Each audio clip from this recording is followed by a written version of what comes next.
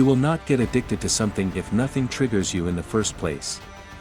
An addiction is something that spurs from a particular source for a specific reason, and one crucial step for you to stop your bad habits is knowing your triggers. Most of the time, addicts are unaware of these triggers, which is why they find it harder to deal with their condition. As a result, they continue to cope with their addiction without knowing what makes them do things in the first place. Know your triggers to stop your bad habits.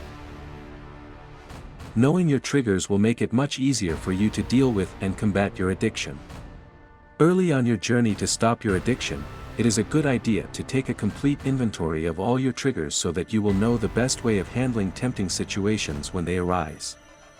These triggers can be mental, emotional, or situational, and they usually come out of nowhere, catching you off guard and wrecking your desire to eliminate your bad habits.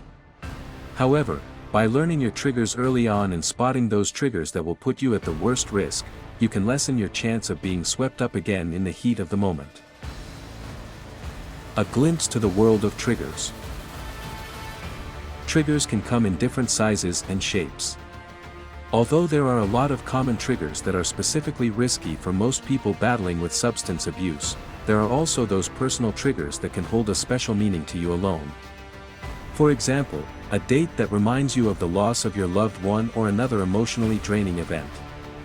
While only you can assess your triggers and how they impact your life, it can be of great help to go through the most common triggers and develop plans to help you stay away from situations where they usually appear.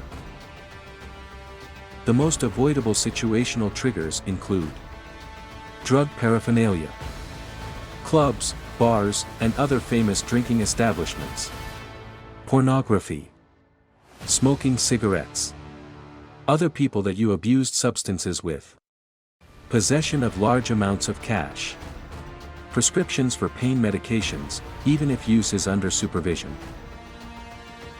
Aside from these situational triggers, specific emotions can trigger the desire to abuse substances. For example, frustration, depression, anxiety, loneliness, inability to sleep, boredom, and anger can all prompt the urge to turn to alcohol or other substances. Identifying your triggers will require you to take a personal inventory of emotions associated with your addiction. It would be best if you came up with a plan of things you can do instead of turning to alcohol or drugs. Activities such as reading a good book, calling a friend, or exercising can distract you from your cravings. It can also help if you reach out to your family or friends so that you can positively cope with your emotions.